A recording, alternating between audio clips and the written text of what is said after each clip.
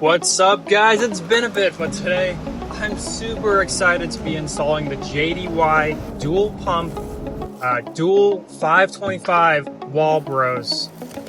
As usual, it's blistering hot here in Florida, so I have the fan blasting on me, so I was not able to record live. That's why I'm doing a voiceover this time, but that's okay. It allows me to gather my intricate thoughts a little bit more for you. So here we have it, the dual 525 pump from JDY. It does have the 3/8 fitting, which I'm really excited because usually all these drop-in pumps have a 5/16 outlet, so that should help quite a bit. That was the main reason I wanted to upgrade. Yes, I know I could have modified my current pump to have a different outlet, but I wanted to get the bigger pumps as well. Then here's the wiring to hook up the hob switch and the hob switch itself. We'll talk about more of that later.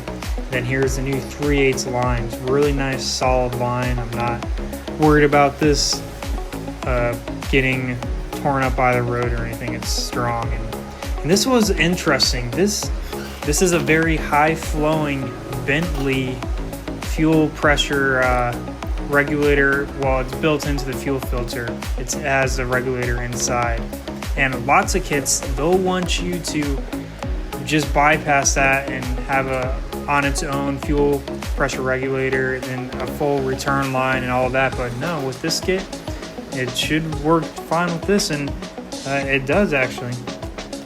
First thing I want to do is kind of clear out all the stuff in the trunk so we can get access to the battery. It's in the back, and then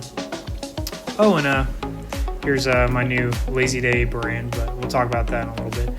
But yeah, pull all this out, the foam and stuff, because that's where I kind of have all the wires going through and to the battery from the hob switch and then the fuel pump. So remove the plastic cover and unplug all the wiring and that kind of stuff. You're going to need a 10mm to take off these connectors.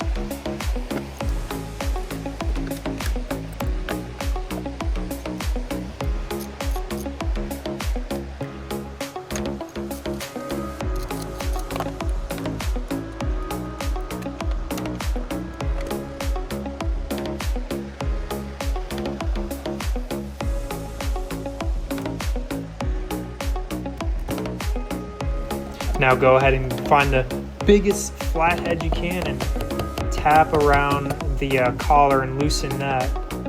And that should pop right off, and then enjoy removing the pump. It's not that great because there's a line coming from the secondary pump that feeds the main pump, and you really gotta like finagle your hand in there, and like as you're pulling that pump halfway out, you have to disconnect that fitting, so it's not that great. So let's go ahead and connect the level sensor float.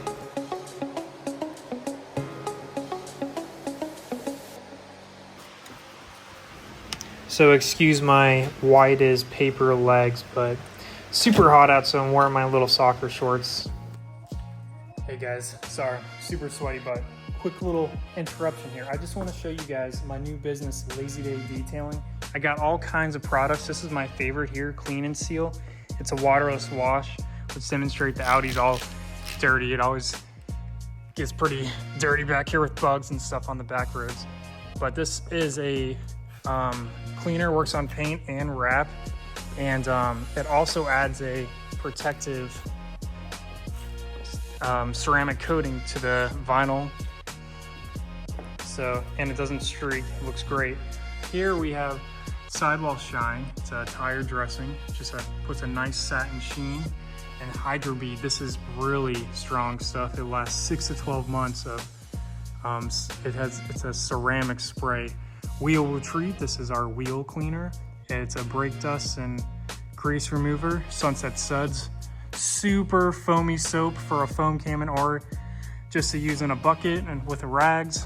And then we got these 3 scents here, Pina Colada, Black Glacier, Strawberry Swirl. All 3 smell incredible. So yeah, you can check it out, lazydaydetailing.com. And let's get back to the video. I have no idea what this little piece is. I found it in the bottom of my tank. Let me know in the comments if you know what it is.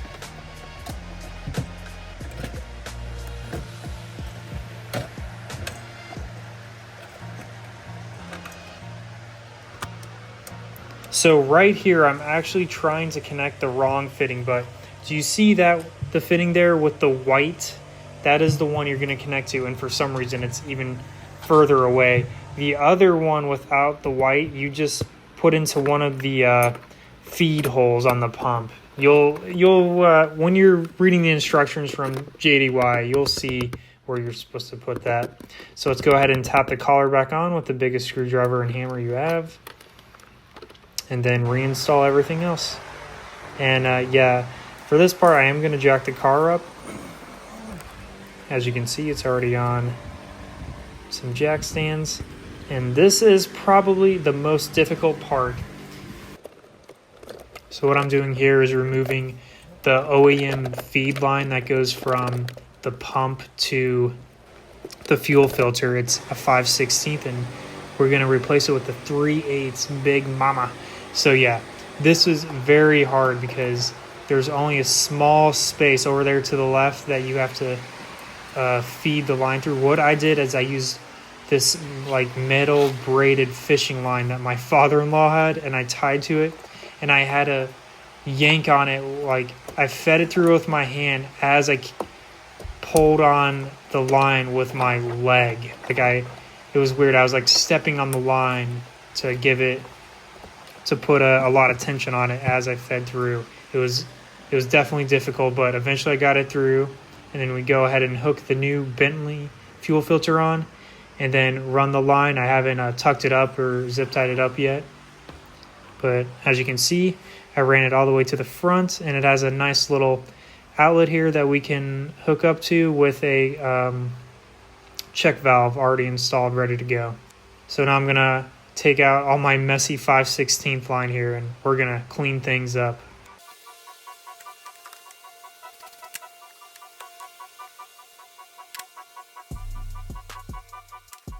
So I'm gonna take the 3/8 line and split it off into a 5/16 to feed the OEM direct injection, and then I'm gonna go 3/8 all the way to the port injection. That's what I'm hooking up here.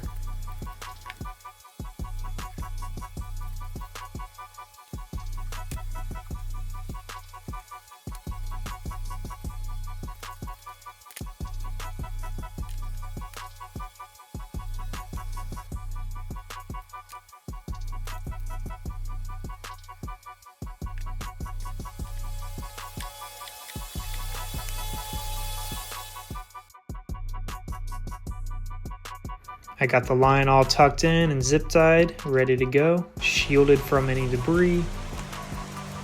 So as you can see here, what I was talking about, it goes from 3/8 to 3/8, and then I split off right there, and it goes to a 5/16 to the direct injection, but then I keep the 3/8 flow on the port injection, so we get lots of flow on those big 1000cc Mavotec injectors.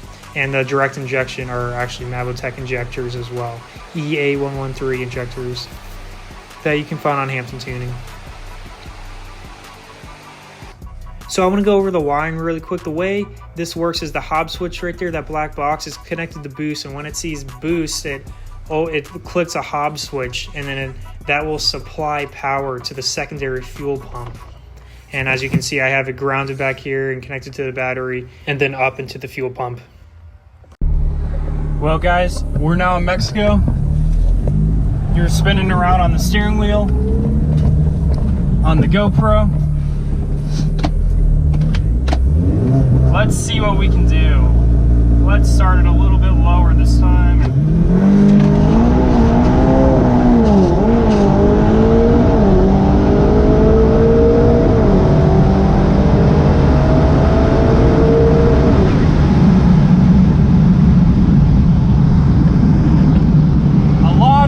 On the street, but that one felt pretty good. Before this car, it was running out of fuel. That was always my problem. I was chasing enough fuel. But with this new port injection, it's a game changer. The port injection and then these fuel pumps I just put in, it's like I have fuel for days. There's definitely enough fuel for maybe 1,000 horsepower with those two 525 Walbros. This is an awesome setup. And let me know, do you want to see a video on how I set up the port injection?